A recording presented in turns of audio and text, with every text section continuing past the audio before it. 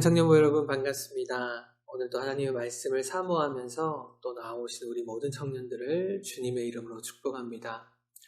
오늘 하나님께서 우리에게 주신 말씀은요, 누가복음 2장 1절에서 20절까지 말씀입니다.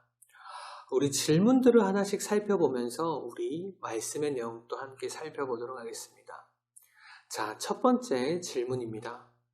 요셉과 마리아가 다윗의 동네 베들레헴으로 가게 된 이유는 무엇입니까?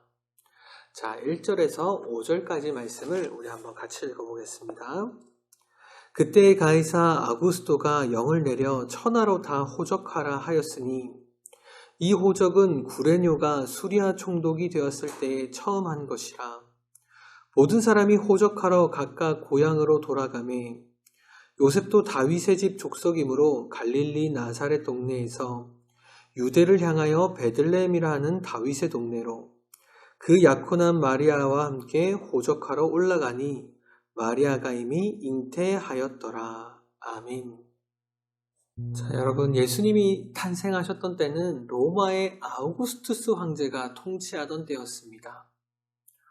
그의 본명은 옥타비우누스였으며 우리에게는 시저라고 잘 알려져 있는 율리우스 카이사르의 양아들이었죠. 그는 로마의 황제가 되고 나서 자신의 이름을 옥타비우누스에서 아우구스투스, 즉 숭고한 자, 최고의 존엄자라는 뜻으로 바꾸었습니다. 이것은 자신을 하나의 신적인 존재로 나타내는 이름이었습니다. 그리고 나서 아우구스투스는요, 로마의 통치 기반을 더욱더 단단하게 하기 위해서 로마 제국 전역에 걸쳐서 인구 조사를 명령하였습니다. 그 목적은 크게 두 가지였는데요. 첫 번째로는 세금을 낼 수 있는 인원들을 정확하게 파악하기 위한 것이었습니다. 그리고 두 번째로는요, 유사시에 군대로 동원할 수 있는 능력을 조사하기 위한 것이었습니다. 만약 이웃 나라들과 전쟁을 할 때 군인들로 동원할 수 있는 인원들이 정확하게 얼마나 될 수 있는지를 조사하기 위한 것이었죠. 그래서 이제 로마의 온 전역에 호적 조사가 시작되었다는 것입니다. 여기서의 호적이라는 것은요, 집호자에다가 문서 적자를 사용하여서 그 집에 속하는 사람의 이름과 생년월일들을 기록한 문서를 이야기하는 것이었습니다. 그렇게 이제 요셉도 마리아와 함께 갈릴리 나사렛에서 유대 땅 베들레헴으로 호적을 하러 가게 되었습니다. 왜냐하면 요셉은 목수에다가 비록 가난하긴 했지만 그의 혈통으로만 따지면요, 유다 지파 중 다윗의 가문에 속해 있었기 때문입니다. 그렇게 다윗의 동네라고 불리는 이 베들레헴으로 가서 이제 호적을 하게 된 것이죠. 요셉은 이 길에 정혼한 마리아를 함께 데리고 갔습니다. 이 나사렛에서 베들레헴까지는 가는 데에만 적어도 3일이 걸리는 먼 길이었다고 합니다. 거기다가 이스라엘의 여러 도시들은요, 산등성이를 따라서 있었죠. 베들레헴이라는 말도 높은 산 위에 위치해 있었습니다. 아이를 잉태하여서 배가 부른 마리아를 데리고 가기가 결코 쉬운 환경이 아니었다는 것입니다. 거기다가 원래 이 유대 사회에서 여자들은요, 한 명의 사람으로 정당한 대우를 받던 때가 아니었습니다. 그렇기 때문에 요셉은 지금 굳이 호적을 하러 갈 때 마리아를 데리고 갈 필요가 없었죠. 그렇다면 왜 요셉은 마리아를 굳이 데리고 베들레헴까지 호적을 하러 갔던 것일까요? 그것은 잉태한 마리아를 혼자 둘 수가 없었기 때문입니다. 왜냐하면 지금 마리아는 처녀의 몸으로 임신했다고 수많은 사람들에게 눈총과 놀림을 받고 있던 상황이기 때문이죠. 자, 우리 두 번째 질문 한번 살펴보도록 하겠습니다. 천사가 목자들에게 전한 소식은 무엇입니까? 우리 오늘 본문 8절부터 14절까지 제가 한번 읽어드리겠습니다. 그 지역의 목자들이 밤에 밖에서 자기 양떼를 지키더니 주의 사자가 곁에 서고 주의 영광이 그들을 두루 비치매 크게 무서워하는지라. 천사가 이르되 무서워하지 말라. 보라, 내가 온 백성에게 미칠 큰 기쁨의 좋은 소식을 너희에게 전하노라. 오늘 다윗의 동네에 너희를 위하여 구주가 나셨으니 곧 그리스도 주시니라. 너희가 가서 강보에 쌓여 구유에 뉘어 있는 아기를 보리니 이것이 너희에게 표적이니라 하더니, 호련히 수많은 천군이 그 천사와 함께 하나님을 찬송하여 이르되, 지극히 높은 곳에서는 하나님께 영광이요 땅에서는 하나님이 기뻐하신 사람들 중에 평화로다 하니라. 아멘. 자, 여러분, 오늘 본문을 보면 하나님은 자기 아들 예수 그리스도의 탄생을 절대로 모른 척하지 않으시고 축하해 주셨습니다. 근데 중요한 것은요, 그 축하가 세상의 권세자들을 통한 축가가 아니라 당시 유대 사회에서는 힘없고 멸시받는 목자들을 통해서 이루어졌다는 것입니다. 여러분, 실제로 유대 사회에서 양을 치는 목자, 곧 목동들은요, 천한 직업에 종사하는 자들로 분류되어졌습니다. 오늘 야외에서 양을 치고 있던 목자들에게 갑자기 천사가 나타나서 예수님의 탄생 사실을 알려주었죠.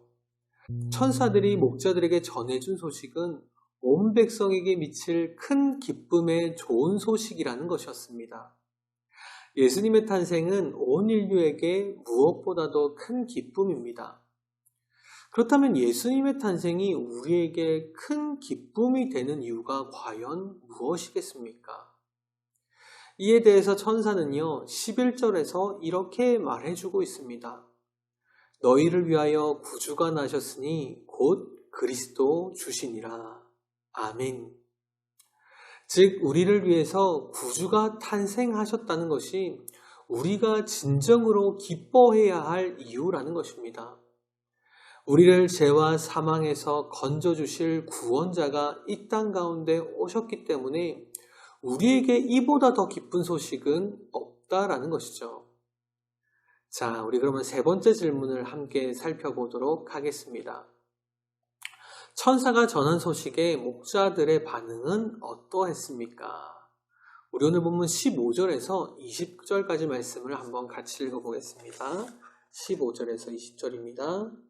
천사들이 떠나 하늘로 올라가니 목자가 서로 말하되 이제 베들레헴으로 가서 주께서 우리에게 알리신 바 이루어진 일을 보자 하고, 빨리 가서 마리아와 요셉과 구유에 누인 아기를 찾아서 보고 천사가 자기들에게 이 아기에 대하여 말한 것을 전하니, 듣는 자가 다 목자들이 그들에게 말한 것들을 놀랍게 여기되 마리아는 이 모든 말을 마음에 새기어 생각하니라.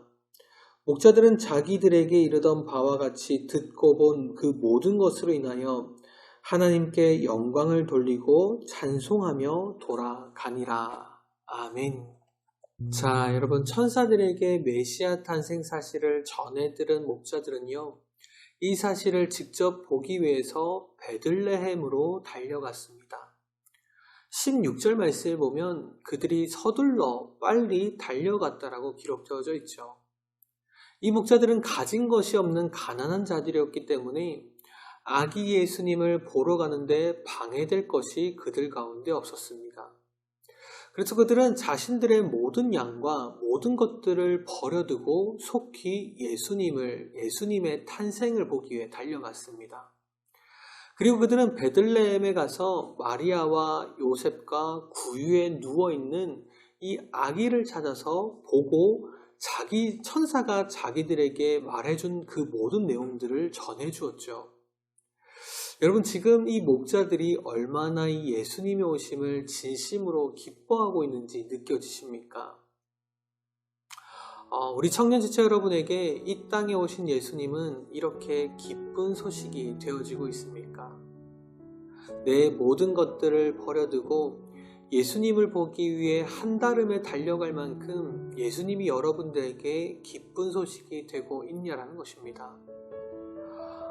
제가 예전에 수업을 들을 때 교수님께서 저희에게 이러한 질문을 하신 적이 있었습니다. 그 질문은 무엇이었냐면, 예수님의 십자가가 누구를 위한 것이냐는 질문이었습니다. 이러한 질문의 대부분의 친구들은요, 예수님의 십자가는 모든 사람들을 위한 것이라고 대답하였습니다. 근데 교수님께서는 절대로 그렇지 않다라고 저희에게 말씀하셨습니다. 교수님은 저희에게 예수님의 십자가는 구원받을 자들만을 위한 것이라고 말씀해 주셨습니다. 이것이 바로 우리 기독교에서 말하는 애정론이라는 것입니다. 하나님이 이미 구원받을 자들을 예비하고 정해 놓으셨다는 것이죠. 여러분, 예수님이 이 땅에 오신 것도 마찬가지입니다. 이 사실이 모든 사람들에게는 절대로 기쁜 소식일 리가 없습니다. 하지만 구원받을 하나님께서 미리 예정하시고 정해놓으신 우리 그리스도인들에게 이보다 더 기쁜 소식은 없다는 것이죠. 나를 위해 예수님께서 이 땅에 구원자로 오셨다는 것보다 기쁜 소식이 어디 있겠습니까? 그렇게 우리 오늘 모든 청년들이 예수님이 나를 위해 이 땅에 오신 것을 진심으로 기뻐하면서 오늘 하루도 살아가시기를 주님의 이름으로 축복합니다. 감사합니다.